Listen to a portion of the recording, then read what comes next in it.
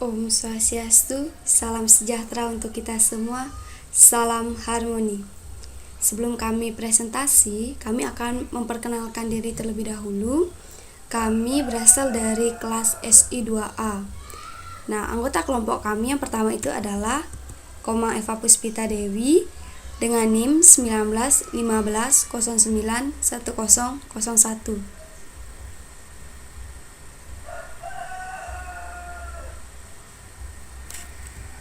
Yang kedua yaitu Komang Pramayasa dengan NIM 1915091014. Yang ketiga yaitu Komang Wiweka Permana dengan NIM 1915091026. Studi kasus yang kami angkat yaitu Klinik Medreg ICT Kota Surabaya. Nah, Klinik Medreg ICT ini merupakan salah satu klinik yang dimiliki oleh swasta yang beralamat di Jalan A.R. Hakim, Gang Deles nomor 2 16A yang berada di Kota Surabaya. Nah, yang memiliki pelayanan yakni pemeriksaan pasien pada suatu klinik.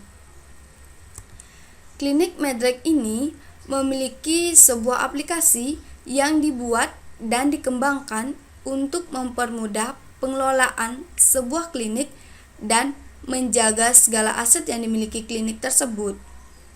Nah, dalam aplikasi ini, semua data itu disajikan secara mendetail dan tertata rapi. Awal pembukaan sebuah klinik memerlukan buku tahunan. Nah, buku tahunan ini berguna untuk mencatat segala bentuk transaksi yang terjadi dalam suatu klinik dalam 1 tahun. Tahun buku ini memiliki suatu keterangan. Nah, dalam suatu organisasi itu harus mampu memberikan dan menyediakan sebuah informasi mengenai bagaimana analisis yang telah dilakukan oleh sistem yang dijalankan dalam kurun waktu tertentu. Nah, analisis sistem itu adalah penjabaran dari suatu sistem yang utuh ke berbagai bagian komponen-komponennya. Nah, sehubungan dengan perancangan basis data yang akan kami lakukan, diharapkan nantinya itu operasional klinik akan sangat terbantu dalam hal perkembangan pengelolaan data pasien. Nah, sehingga itu akan mengakibatkan semakin bertambahnya jumlah pasien dalam proses pelayanan yang diberikan oleh klinik tidak akan terganggu atau dengan kata lain itu berjalan dengan baik. Dalam upaya untuk meningkatkan pelayanan klinik ini, untuk membantu klinik Medreg ICT ini dalam mengelola data pemeriksaan dan pengunjungan pasien. Nah, sehingga kami tertarik untuk mengangkat permasalahan ini sebagai sebuah studi kasus dalam ujian akhir semester atau UAS dalam mata kuliah perancangan basis data dengan judul Analisis Sistem Klinik Medreg ICT Kota Surabaya. Selanjutnya adalah kwitansi dari Klinik Medreg ICT Surabaya. Nah, kwitansinya bentuknya seperti ini. Dalam kwitansi tersebut terdapat kode pembayaran, kemudian tanggal pembayaran, ada nama pasien, kemudian nomor rekam medis, kemudian ada poli, kemudian ada pemeriksa. Nah, selanjutnya itu ada kode tindakan, kemudian nama tindakan, jumlah tindakannya, kemudian tarif dan jumlah. Nah, dari jumlah tersebut juga terdapat terbilang dari jumlah tersebut, kemudian ada petugas, pasien dan pemeriksa. Selanjutnya yaitu ERD dari Klinik Medreg ICT Surabaya. Kami sudah mendiskusikannya sehingga menghasilkan ERD yang sudah saya tampilkan ini. Nah, dari ERD tersebut kami memiliki atau membuat 5 buah entitas, kemudian terdapat 4 buah relasi. Nah, yang pertama itu ada entitas pasien, entitas pasien ini memiliki atribut yaitu nomor rekam medis, kemudian nama pasien, alamat, nomor telepon.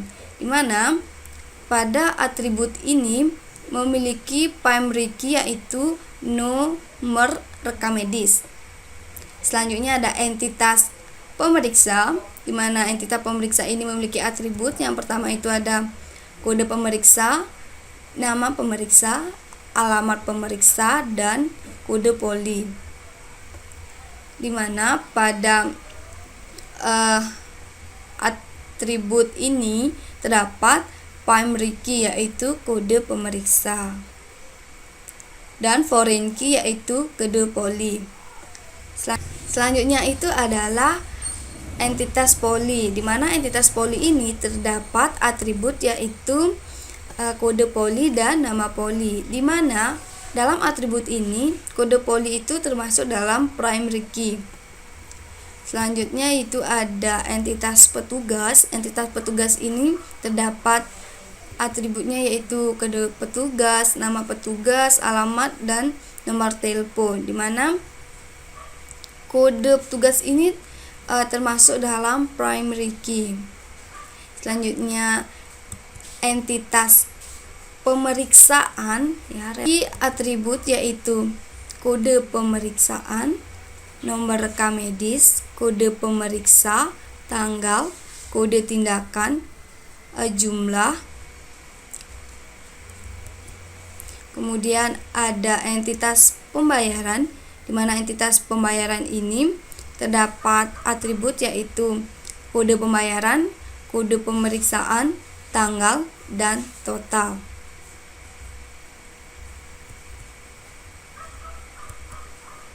Baik, di sini saya akan melanjutkan presentasi dari teman saya. Yakni saya akan menjelaskan mengenai desain tabel. Nah, setelah kita melakukan desain IRD, selanjutnya kita melanjutkan mendesain tabel dan relasi pada perancangan sistem yang kita kembangkan. Dan pada bagian ini akan membahas mengenai penggunaan tabel meliputi 8 buah tabel yang terbentuk dari hasil konversi dan normalisasi rancangan IRD ke dalam tabel. Nah, di sini terdapat 8 tabel, yakni ada tabel pasien, pemeriksaan, pemeriksa, poli, petugas, pembayaran, tindakan, dan detail pemeriksaan. Nah, di sini saya akan menjelaskan satu-satu tabel, di mana yang pertama adalah tabel pasien, di mana tabel pasien ini digunakan untuk menyimpan data pasien yang sudah terdaftar pada sistem klinik Medrec ICT. Nah, di mana data tabel pasien ini memiliki sebuah atribut kunci utama, yakni NoRM yang bertipe varchar, yang nanti akan dihubungkan ke yang akan berelasi pada kunci tamu atau foreign key pada nomor RM yang ada di tabel pemeriksaan. Selanjutnya ada tabel pemeriksa, di mana di sini terdapat primary key yakni yang bernama kode pemeriksa dengan bertipe varchar.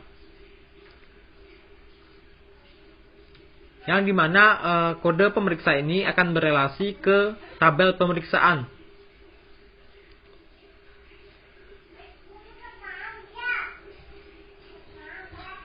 Nah, selanjutnya ada tabel poli. Nah, tabel poli ini merupakan tabel yang berfungsi untuk menyimpan data-data poli yang terdapat pada sistem. Nah, tabel ini memiliki sebuah kunci utama atau primary key, yakni kode poli yang bertipe varchar. Nah, di mana kode poli ini akan berelasi ke kode poli pada tabel pemeriksa. Nah, selanjutnya ada tabel petugas, di mana pada tabel petugas ini terdapat sebuah kunci utama atau primary key yang bernama kode petugas yang bertipe varchar. Nah, kode petugas ini akan berelasi ke tabel pembayaran, yakni dengan nama kode petugas. Nah, selanjutnya ada tabel tindakan. Nah, pada tabel tindakan ini merupakan tabel yang berguna untuk menyimpan data-data tindakan yang terdapat pada sistem. Nah, tabel ini memiliki sebuah kunci utama, yakni kode tindakan, yang berelasi pada kunci tamu atau foreign key pada kode tindakan di tabel detail pemeriksaan. Nah, selanjutnya ada tabel pemeriksaan. Nah, di mana tabel pemeriksaan ini terbentuk akibat dari konversi dari rancangan IRD ke dalam tabel. Nah, di mana pemeriksaan yang awalnya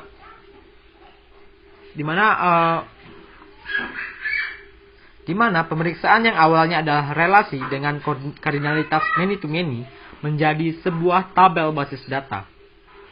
Tabel pemeriksaan ini berfungsi untuk menyimpan data-data pemeriksaan yang sudah terlaksana di dalam sistem.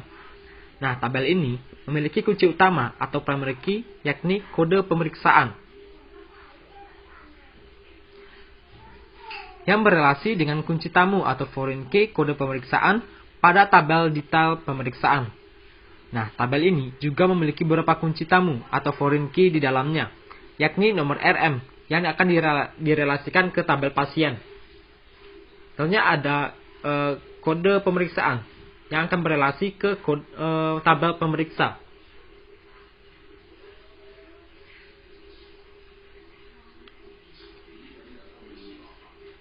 Nah, selanjutnya ada tabel detail pemeriksaan. Nah, di mana pada tabel pemeriksaan ini terbentuk dari adanya normalisasi tabel basis data. Nah, di mana jika kita lihat pada IRD ini, IRD sebelumnya yang sudah teman saya jelaskan, terjadi redundansi data pada tabel pemeriksaan, yakni tindakan yang dapat berulang-ulang kali ditambahkan.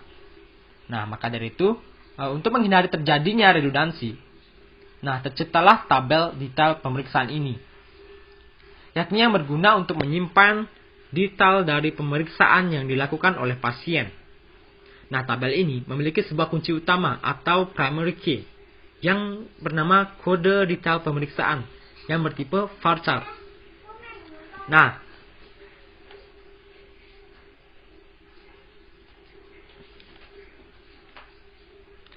selanjutnya ada tabel pembayaran. Nah, tabel pembayaran ini terbentuk dari konversi IRD ke dalam tabel. Nah, di mana yang awalnya pembayaran merupakan sebuah relasi yang memiliki kardinalitas many to many menjadi sebuah tabel basis data yang berguna untuk menyimpan data-data pembayaran yang terdapat pada sistem. Nah, tabel ini memiliki kunci utama, yakni kode pembayaran, dan memiliki beberapa kunci tamu, yakni kode pemeriksaan dan kode petugas. Nah, selanjutnya akan dijelaskan mengenai desain antarmuka sistem yang akan dijelaskan oleh rekan saya.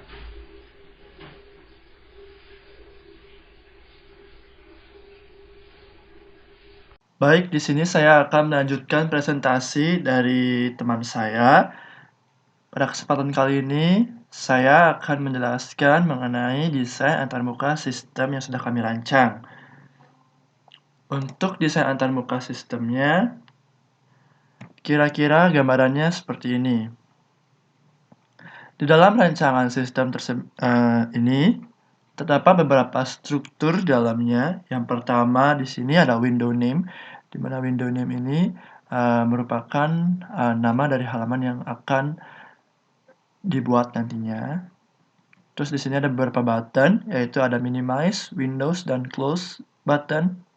Setelah itu, di dalam konten antar mukanya, di sini terdapat beberapa struktur, yaitu header, di mana header ini merupakan bagian istilahnya bagian kepala dari sebuah halaman yang dimana berisi mengenai identitas sebuah halaman, yaitu berupa header logo dan juga ada logo dari sistem.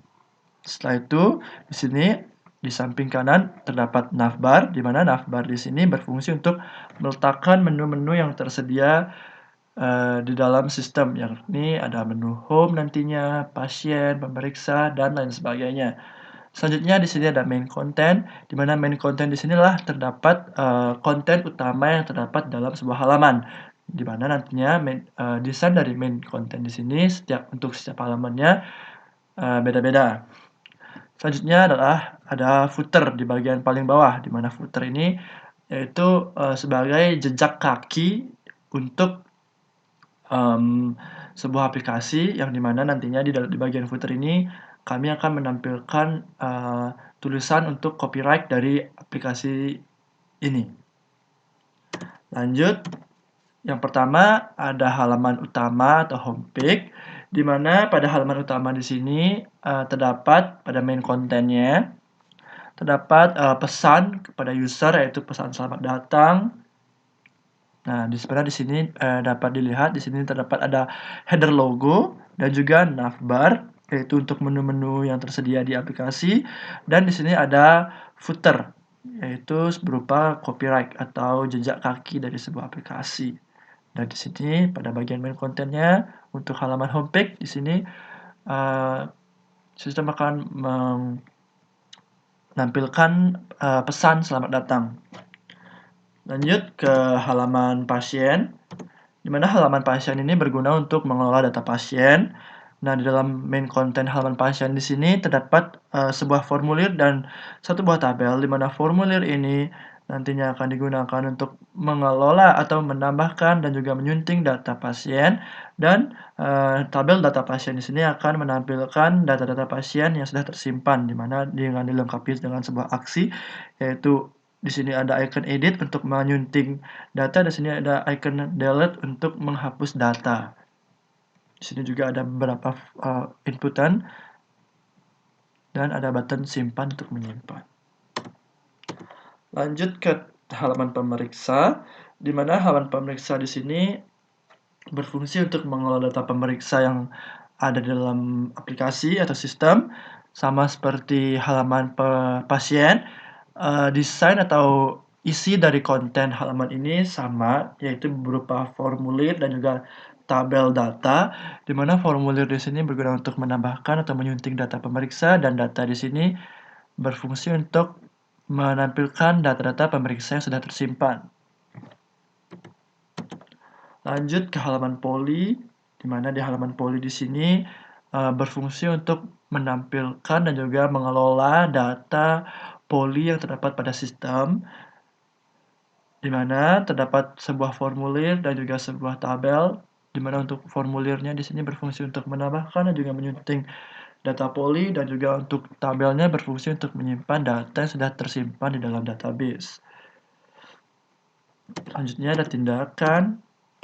Nah, untuk halaman tindakan di sini berfungsi untuk mengelola data tindakan-tindakan yang ada. Nah, di mana pada tabel tindakan di sini juga terdapat sebuah formulir dan juga sebuah tabel data, di mana formulir berfungsi untuk menambahkan dan menyunting data, dan juga tabel berfungsi untuk menampilkan sebuah data tindakan, di mana untuk setiap halaman terdapat sebuah inputan kode, di mana nantinya kode di sini, baik itu kode pemeriksa, kode pasien, kode poli, dan lain sebagainya, itu bersifat disable.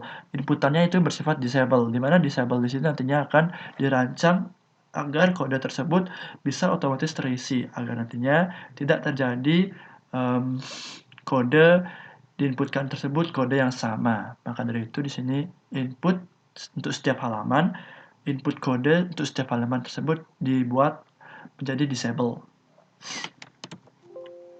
Selanjutnya ada halaman pemeriksaan.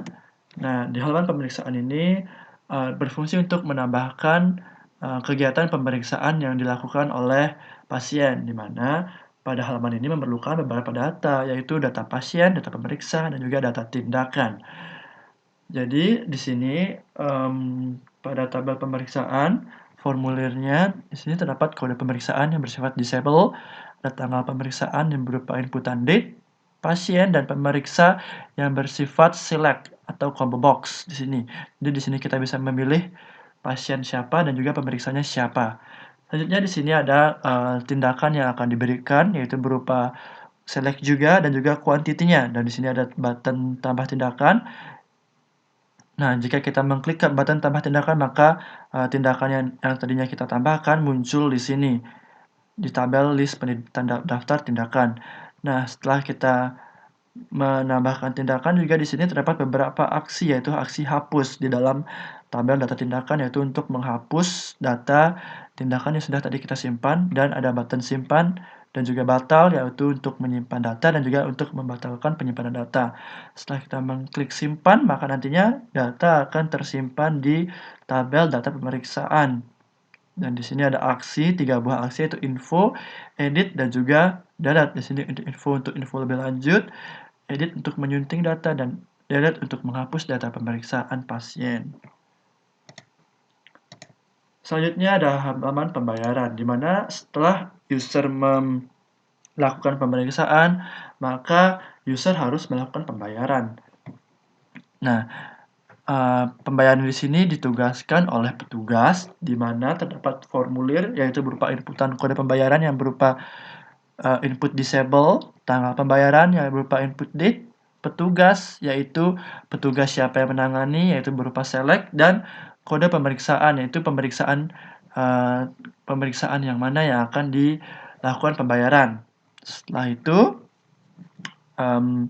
terdapat setelah kita memilih kode pemeriksaannya, maka di sini akan tampil daftar tindakan yang sesuai dengan kode pemeriksaan ini.